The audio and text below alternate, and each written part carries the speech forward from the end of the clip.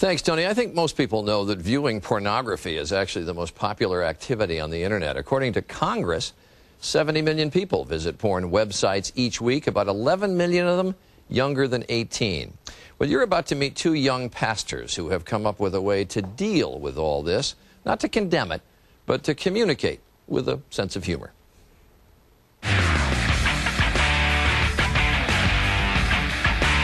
Mike Foster and Craig Gross are two youth ministers from California with an unusual calling, pornography.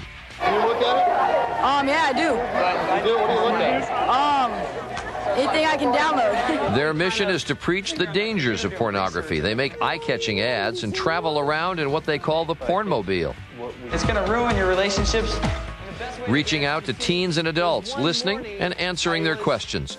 Their unique brand of preaching takes them to some unexpected places, from the sex capital of Europe, Amsterdam, to sex expos in Las Vegas.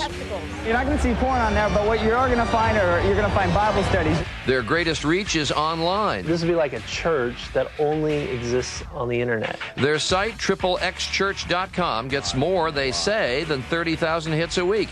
It offers an arena for young people to share their concerns and to just say no to pornography. And joining me now are Mike Foster and Craig Gross, and a mother and son who have benefited from their services, Bobby and Michael Godby, and I appreciate all of you being with us. When you hear that music, and when I look at the car that you travel with, I get a sense of what age group you're trying to talk to, but it is basically... Our target market would probably be anywhere between a 15-year-old to a 30-year-old, but really the website is for parents and teens.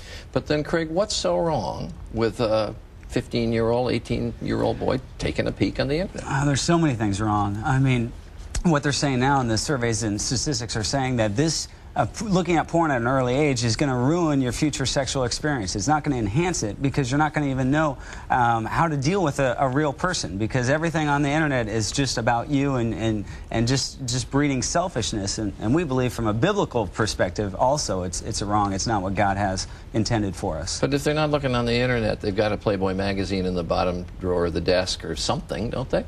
Sure. I mean, pornography is accessible to kids, whether it be through a magazine or through the internet.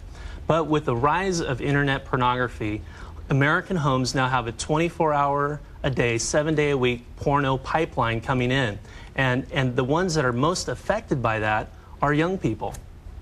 So you don't think, I guess I'm asking, you say you find it to be anti-Christian in some way, and you don't think it's at all helping to the learning process of kids? Not at all, because I don't think it's an educational benefit. Even pornographers have, one in particular has joined forces with us saying, hey, this has some harmful effects, and this isn't, even take the religious aspect away, this isn't especially what young people need to be seeing. There's 280 million porn sites on the internet, and kids are spending 3 hours a day on the internet unsupervised. Chances are they're getting porn sites with not even thinking they're going to go to them. So how does this work? I mean, if somebody wants to get on your website and counteract this in some way, how does it do it?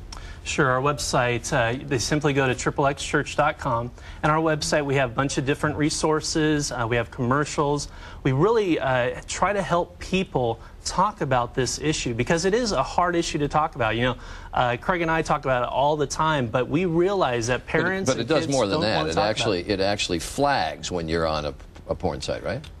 Yes, we have a software called X3 Watch that you can download onto your computer for free. We give it away, and it tracks and basically gives a report on where you're surfing on the internet every 2 weeks. Bobby, I gather you found, typical boy, that Michael had been surfing a bit in this area. Yes, I did. And what was your reaction?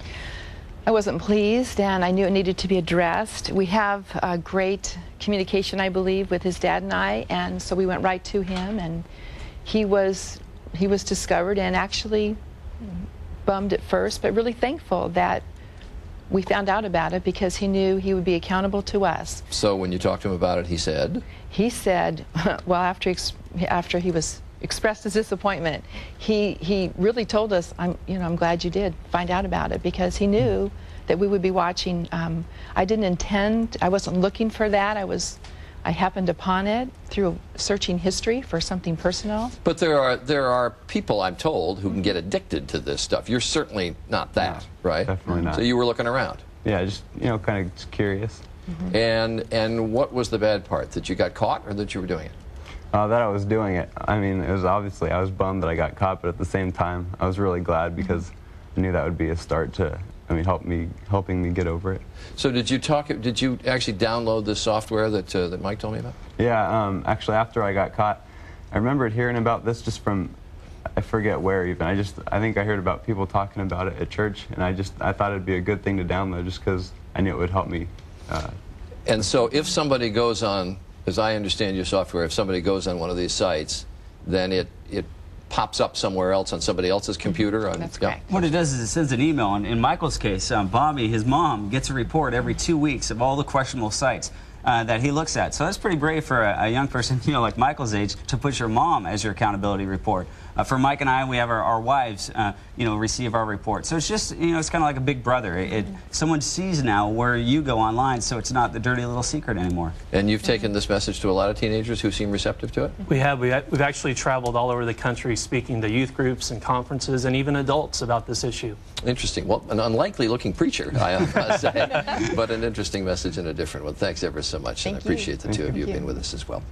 If you want to know more about this website, you can go on our website, gma.abcnews.com. And when we come back, the collection of